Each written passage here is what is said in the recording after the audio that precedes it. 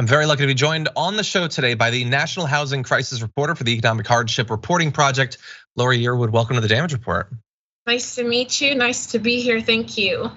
Good to have you here as well. So I read your work on MotherJones titled "I Escaped the Trauma of Homelessness Only to Face Your White Savior Complex," and it was fascinating in how you go back and question some of what I think. I have to admit, I personally had not really questioned some of the historic context surrounding what came to be known as the homelessness problem, or the way that a lot of people think and talk, certainly the media think and talk about homelessness. So I know there's a lot of ground that we can cover, but tell me a little bit about the origins of your work and what you were hoping to accomplish with it.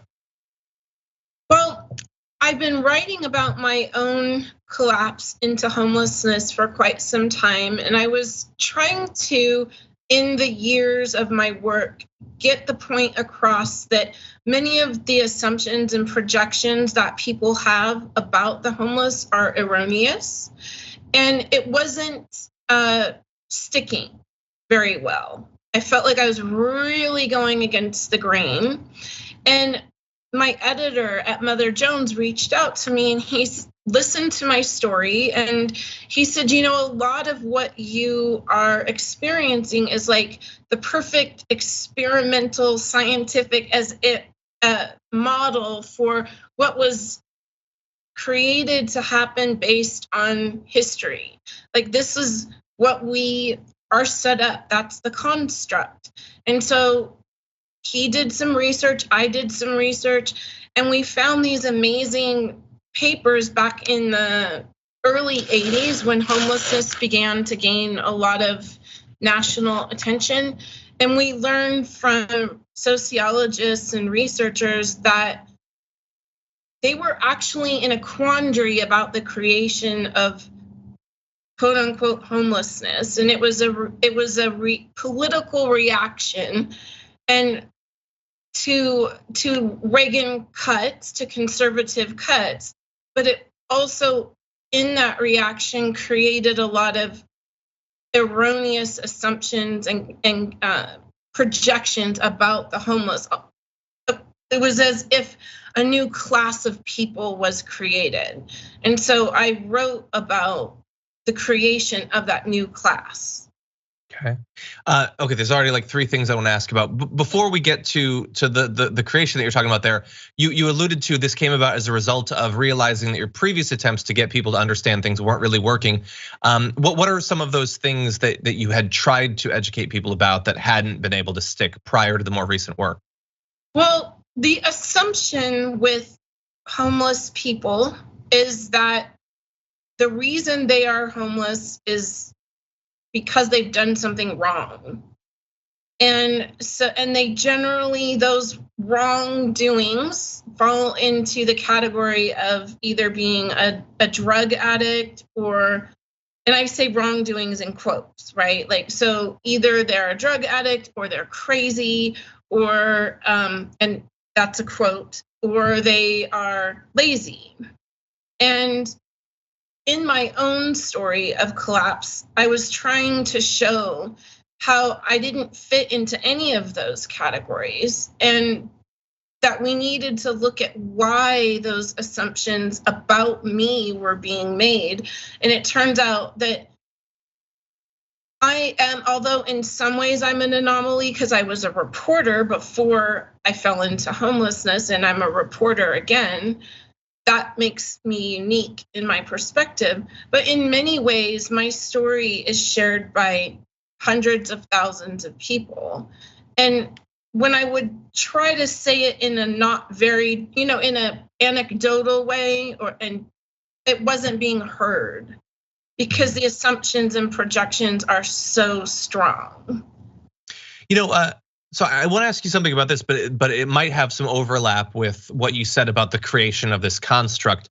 I'm trying to get an idea of how much of the causality for this is there like a psychological predisposition to want to believe that those causes that you identified are the reason? Because if we accept those things are true, then there's less reason to believe that this is something that should be fixed. After all, these people are bad in some way. I've defined them into being bad.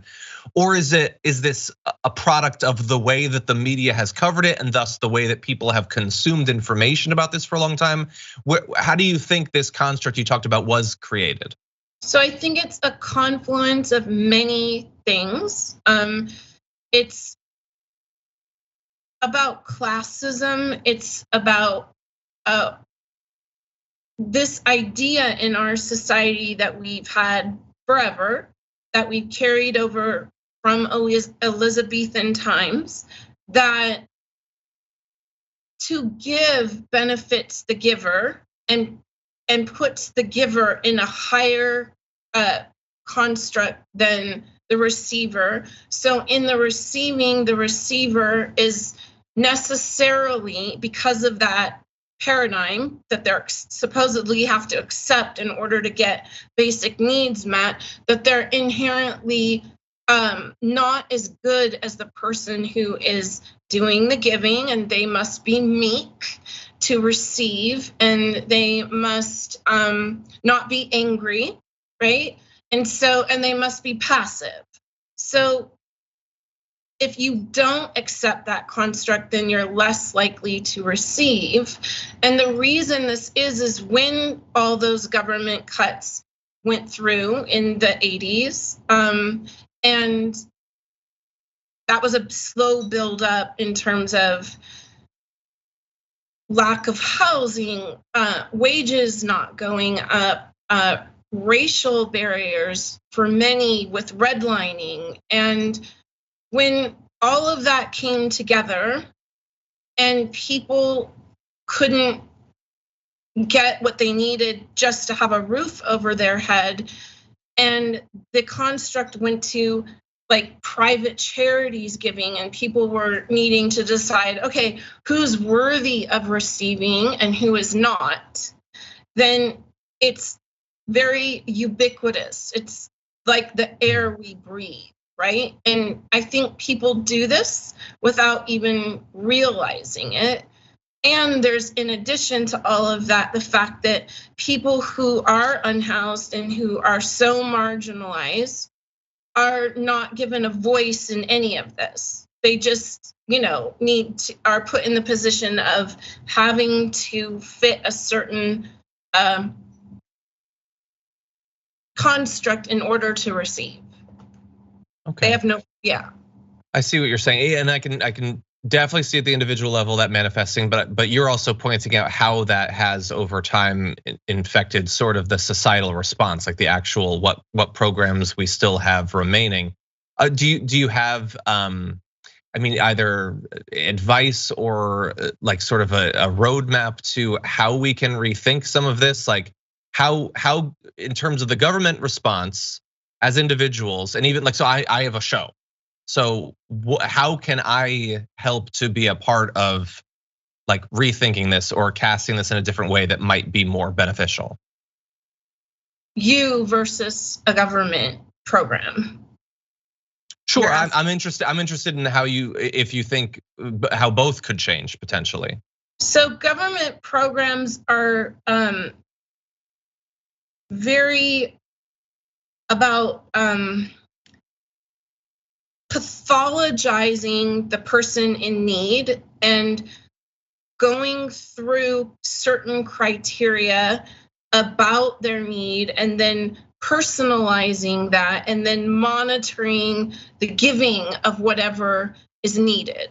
And I think that we need to take a step back and become less personal in our giving, which occurred when the government stepped back in the Reagan years. It became very personal.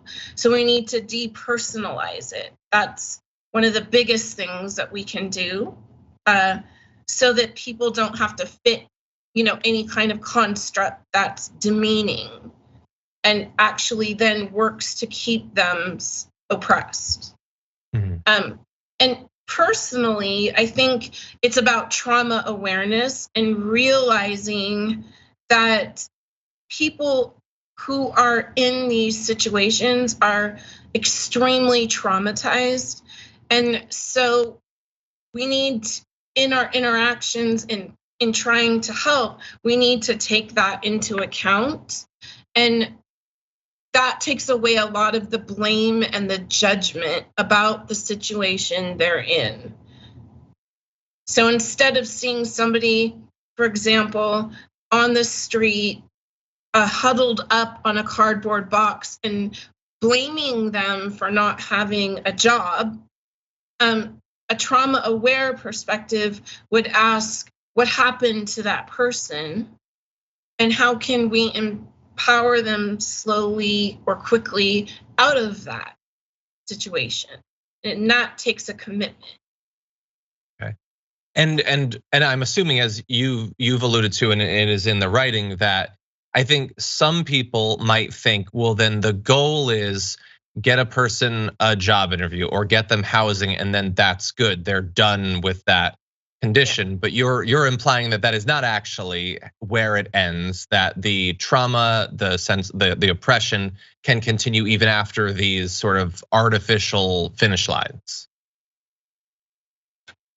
Yeah, so in terms of specifically about homelessness, what happens is you are pushed to the edge of society and you no longer exist as a full human being. You are othered and you are dehumanized. So that's a very traumatizing experience. And it causes people to actually disassociate from themselves and their own lives. And so in trying to help someone become whole again, it's not just a house, it's not just a job, it's inclusion on many levels. And so it crosses over like personally and governmentally, right? Like, because there has to be inclusion and empowerment, and not just I'm deciding that this is what you need, but rather like, what do you need? And inclusion is a huge part of that, and that occurs on every level. Yeah, and I can imagine it's probably difficult to get them to see that that would be a good thing when it is occurring in a system where they have implicitly put themselves at a superior position to the person they're giving the aid. Why would they think they would need to be involved in the decision? Yeah, so for me, like, the greatest frustration that I face as a journalist in writing trauma-aware stories about unhoused people or people in housing crisis is that people want to look at it as that is them, and this is about them. It's not about me. Where I'm trying to turn the lens and say, but what is it about you that allows you to walk over someone in the street, or not think about the need for affordable housing, or think that it's okay that someone spends 70% of their income on housing? Yeah. Like, we need to look at ourselves and what we are perpetuating, not turn it on them and say, what happened? What's wrong with you? Why did you make that decision? And now you need to redeem yourself. Yeah. In an impossible construct where it's never gonna happen. How can someone become whole again when they're paying 70% of their income on rent and have nothing left to save? Like, how does that, even just on that level, how does that happen? How do they pull themselves out of housing insecurity? Well, Lori, you've raised a lot of good points, and I very much enjoyed the conversation. But if you're watching this and you want to find out way more, because there is so much that we just by the bounds of this conversation haven't been able to get into, you should definitely go to MotherJones. Check out I Escaped the Trauma of Homelessness, Only to Face Your White Savior Complex. Lori, very much enjoyed your work and the talk that we had. Thank you so much. Thank you.